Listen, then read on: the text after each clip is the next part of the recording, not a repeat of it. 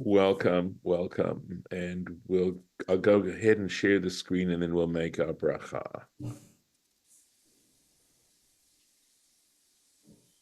Right. Hopefully you'll be able to see it in a second. Very good. I believe you can see my screen now. Okay. Let's go back a little bit. Baruch atah Adonai Eloheinu melech haolam asher kitshanu b'mitzvotav v'tzivanu la'asok b'divrei Torah. Amen. So, as you know, we are talking about Betzalel and Oholiav fabricating, along with the skilled craftsmen of Israel and the women as well, skilled women in fabricating the different elements and parts of the tabernacle. And we are going to, as you're going to see, the next little piece we're going to talk about is the Mizbach HaKtoret, the incense altar. Now, what's interesting is that in Parshat Truma, where we start, this is a couple of parshas, three parshas back, where we start discussing the construction of the tabernacle and the whole notion of this tabernacle. As the Torah goes through the various articles of furniture of the Mishkan, it does not mention the incense altar. Very interesting. And we don't mention that incense altar until later on. In actually, I believe it's at the end of Tetzaveh. I could be wrong, but it's definitely out of order. And I obviously that sort of jumps out there. It's one of the pieces of furniture that were inside the tabernacle. And why is it left out at that particular point? And I think that part of the reason is that the incense altar was a very powerful device for atonement. However, as we know, it could also bring about death, as we witness from Aaron's two sons. And the fact is that since we get very close to reading about the golden calf in the next parsha of Ki Tisa, that I think that there is a connection that because the whole issue is that Ki Tisa and the incident of the golden calf comes right in the very middle of the discussion of the tabernacle.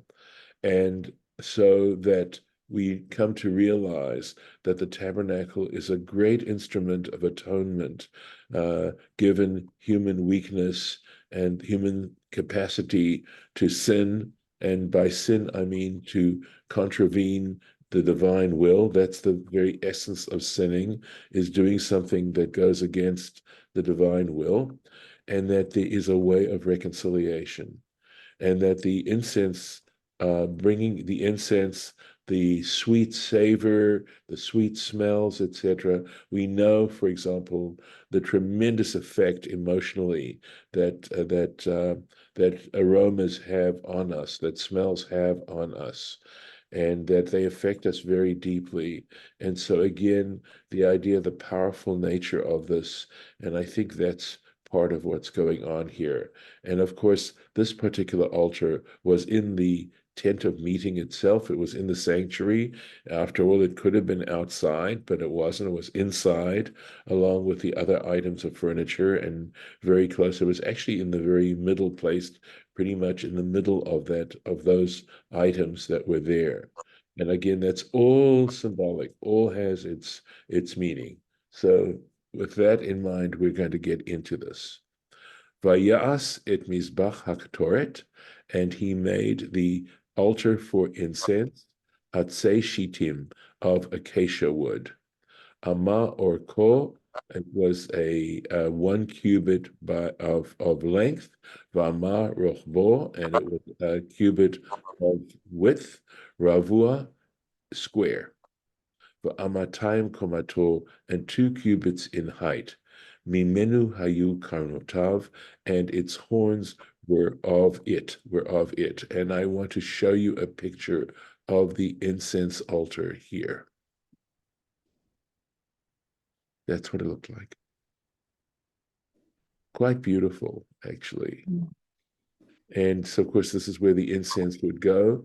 these are the horns of the incense altar. Although it looks here as if they're separate pieces, but that's because this is a scale model of it. But we have to just understand that that this was the way it was, that it was made that way. Here's a full-size picture of it. I think the fluting is actually very interesting, and I don't know, I didn't come across where possibly they got the idea of the fluting and whether it was actually mentioned explicitly. But here you can see the incense altar. Also think that it's quite significant of how the handles, right, the poles with which to carry it are on opposite, are diagonally facing, and there's just one ring for this. So I'll go back into the text now.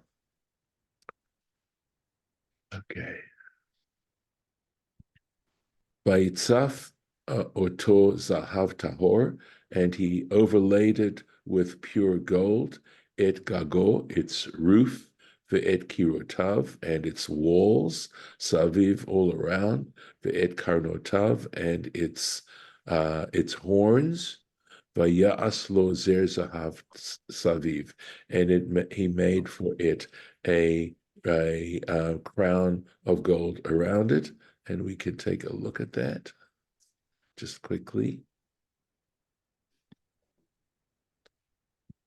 And this, of course, is the crown, the zer, the wreath, right, around it.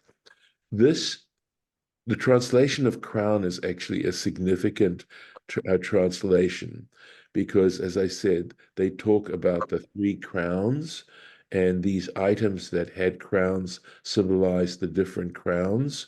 This would represent the crown of the priesthood. The crown the crown that was on the shulchan, on the table, just to refresh your memories, that we read about yesterday, was the crown of royalty.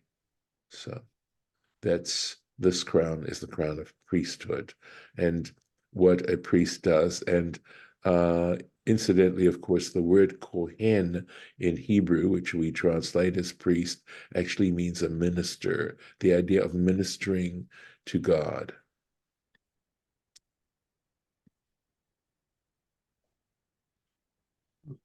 Ushte tabot zahav, and two rings of gold, asalo, he made for it. So just two rings, not four, not two on each side, just two rings. That's how we get this particular configuration.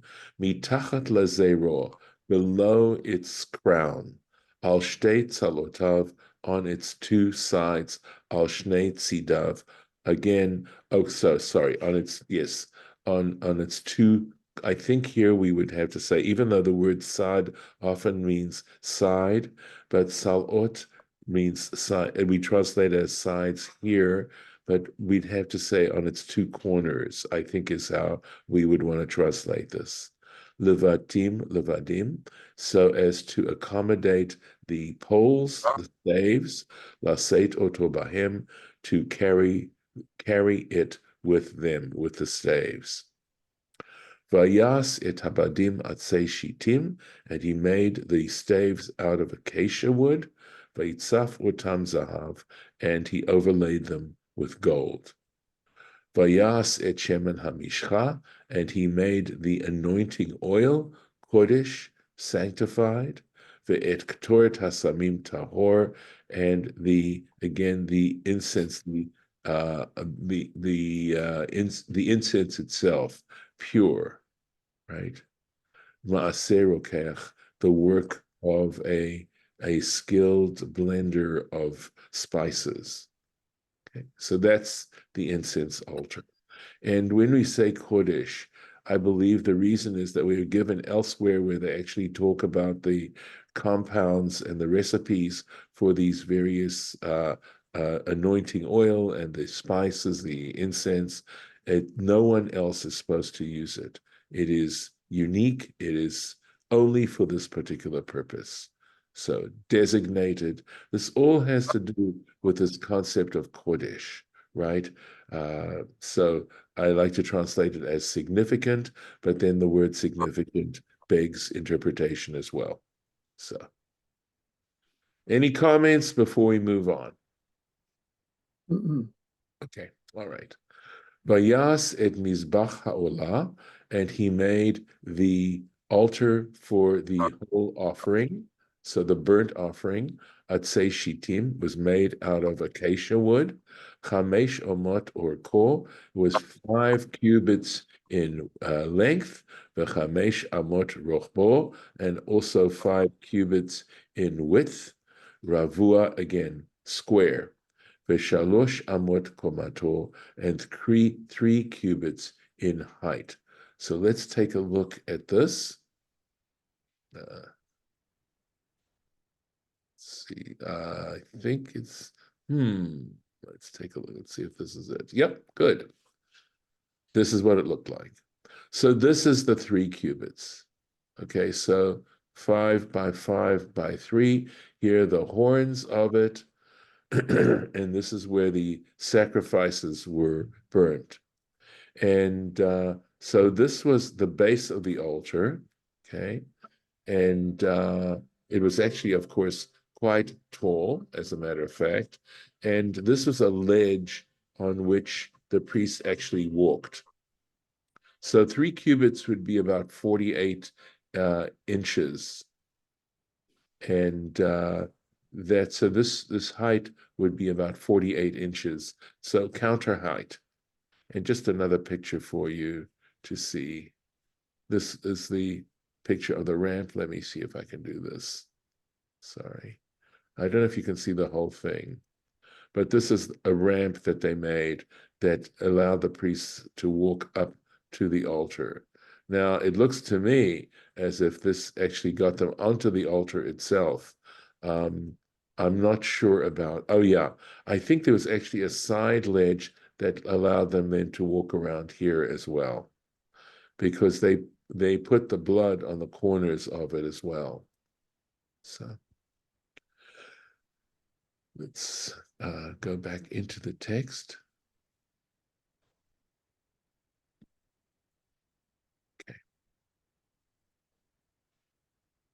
Okay.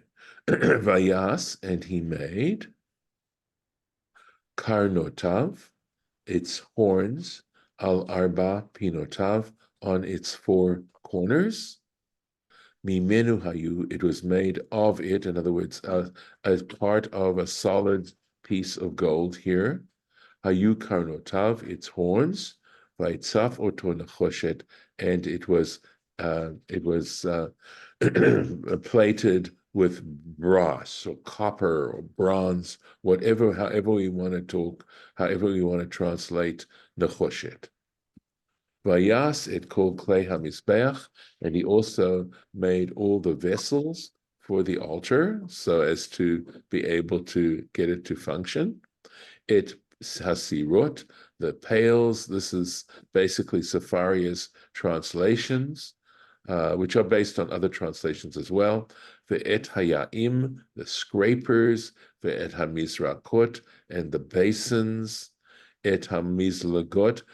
By the way, this is the word mazleg in modern Hebrew means a fork. So flesh hooks to carry the meat. Ve'et hamachtot, and the fire pans. Kol kelav asa nechoshet. All of its utensils he made out of brass. Vayas lamizbeach michbar, and he made for the altar a grating. Maaseh reshet, made of meshwork, nechoshet of brass. Tachat karkubo, around underneath its rim, milamata ad chetzio, from below until its half midway point. Again, let's take a look at this. Let's see if this is it. Okay, let's see. Yep, here we are. So this is what we're talking about right here. This is this karkov, the ledge, and this is this meshwork that we're talking about. You can imagine trying to do this without the illustrations. It's very, very difficult to, at least for me, it's very difficult to visualize just on the basis of descriptions. Vayitzok arba tabot. Now see, it says, and he cast four rings. It says four rings, two. Ba'arba hakatzavot, on the four edges, lemichbar, uh, uh, for the meshwork, right? Nechoshet, hanechoshet, the bronze meshwork, batim lavadim, to set in the poles. Vayas et habadim atzei shitim, and he made these staves of acacia wood. Vayitzaf otam lachofshet, and he made them. He overlaid them with brass. Again, however we want to translate nachoshet. Vayave et habadim batabot, and he put the staves into the rings, al tzilav, on its sides, al tzilot hamizbeach, on the sides of the altar, laseit oto bahem, in order to carry it through the staves. Nevuv luchot asa oto. So now we have a word. It means, as Rashi's going to explain it to us, it means hollow, right? In other words, the luach is like a tablet, a board. He made it. So in other words, I believe that what this is trying to tell us is that the altar wasn't solid, it was actually hollow. So let's take a look at the Rashi here. Let's make it a little bit bigger. Navuv luchot. Navuv hu chalul. So it says the word navuv refers to something that is hollow. And he gives an example from Jeremiah. He says that I think this is of yor, right? Its thickness was arba was 4, etzbaot, fingers, navuv, hollow. So whatever Jeremiah is referring to here, it's the fact that something that was 4 fingers of thickness, nevertheless, was something hollow. It was hollow. Nevuv luchot, right? So he says the boards, right? Haluchot shel atzei shitim, okay, that is to say the boards of the acacia wood, lechol ruach. So there were boards of acacia wood in every direction on the 4 cardinal points, v'halal ba'emsa, and the hollowness was in the middle. This is okay. Let's go on now. I didn't get the picture of it, but we'll see where it goes. All right. Vayas et hakior nechoshet, and he made the laver out of bronze.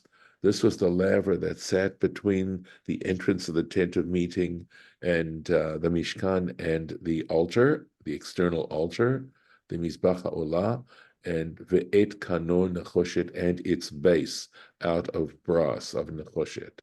B'marot hatzovot. So it's very interesting.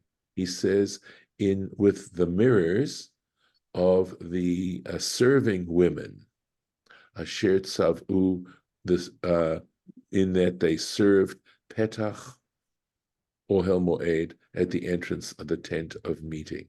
And let me see what I can do here with this long Rashi here. So if we have to stop in the middle, we will.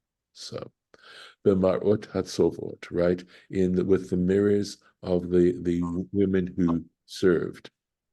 Benot Yisrael, he says, the daughters of Israel, hayu b'yadon marot, they possessed mirrors, sheroot bahem, that they would look into these mirrors, keshehem mitkashtot, when they would adorn themselves.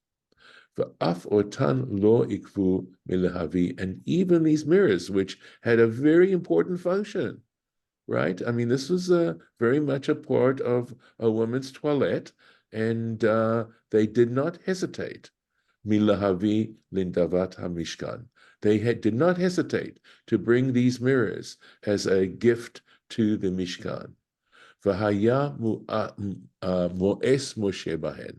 And Moses looked down on these things, looked down on these mirrors. He saw them, as symbolic of personal adornment and basically vanity. Mipnei she'asuyim leyetzer hara. And the reason he felt that way is that they were made for the sake of the evil inclination, meaning, in other words, they would beautify themselves in order to work up their men to lust, right? To make themselves very seductive for the men. Amar lahen, and he's, Amar lo, HaKadosh Baruch Hu, the Holy One, blessed be He, said to Moses, Kabel, accept these mirrors, ki elu chavivim alai, because these are more precious to me, min hakol, from everything else. In other words, all the gifts that they brought, these mirrors are more precious in God's sight than anything else. Sha'al yedehem, because through these mirrors, he'emidu hanashim tzvaot rabot, because through these mirrors, the women were able to establish many hosts, meaning many children, the Mitzrayim in Egypt. This is, in some senses, a famous Rashi, and of course where it appears in the Talmud. Keshayu balehem yigaim, when their husbands were weary, ba'avodat parech, in this hard labor that they were engaged in. Hayu hochot, these women would go. Umolichot lahem machal, they would bring with them food, right? They'd put together a picnic basket, umishteh, and drink, umachilot otam, and they would feed their husbands, venotlot hamarot, and they would take these mirrors, v'chol achat ro'eh atzma, and each one of these women would show, they do a selfie, right? They would show themselves im ba'ala, with her husband. They'd hold up the mirror and show a reflection of themselves and their husbands, b'mar'eh, in the mirror, umishidalto bidvarim, and they would work up their husbands through words. They would speak words and get their husbands stimulated. Lomar, saying, the women would say, Ani na'amimcha. They would tease their husbands, and they'd say, look how pretty I am compared to you. Umitochkach, and in this manner, meviot levalehem lidei ta'ava, and in this way, they would bring their husbands to have a desire for them, a deep desire, an appetite, right? A ta'ava. It means like an urge, an appetite, or to do something, a lust. There we go. They'd bring their husbands to a point of lust, v'niskakot lahem, and they would engage with them. They would cohabit with them, umit abrot, and they would become pregnant, v'yoldot sham, and there they were able to, of course, give birth. They would bring babies into the world. Shine'emar, as it says, Shir HaShirim Chet, in the Song of Songs, chapter 8, Tachat HaTapuach, underneath the apple tree, Orarticha, I awoke you. Vezehu, that's the implication of this verse in Shir HaShirim. Vezehu she'nemar, and this is a reference to B'marot HaTzovot, and that's when it talks about the mirrors of the hosts, right? That's what it's referring to. And they would make the laver out of these mirrors. Shehu l'shum shalom, because the purpose of it is to bring peace bein ish leishto, between a husband and a wife. Lahashkot mimayim, and what's this referring to?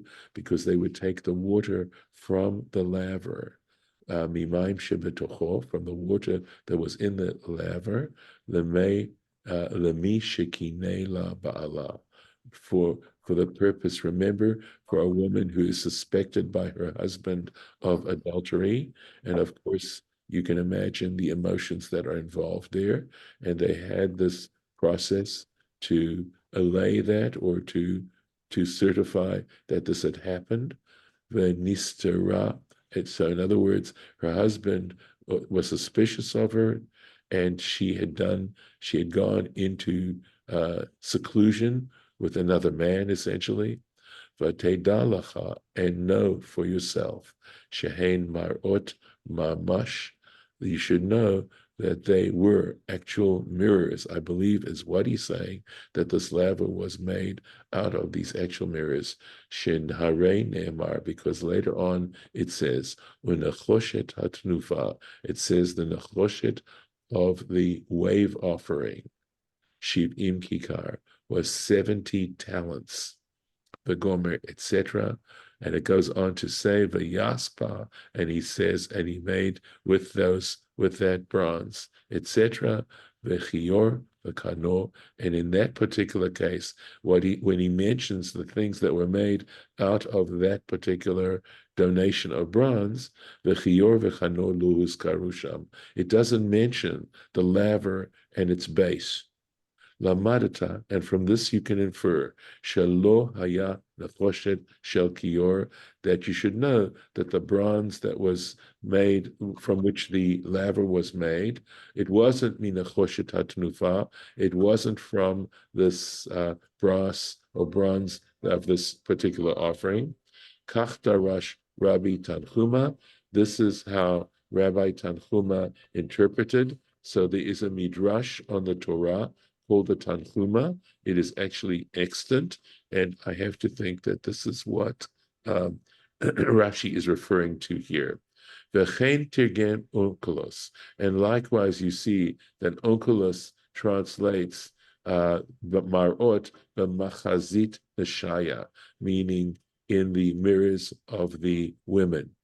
V'hu targum shel marot, okay, and that is the translation of the word marot.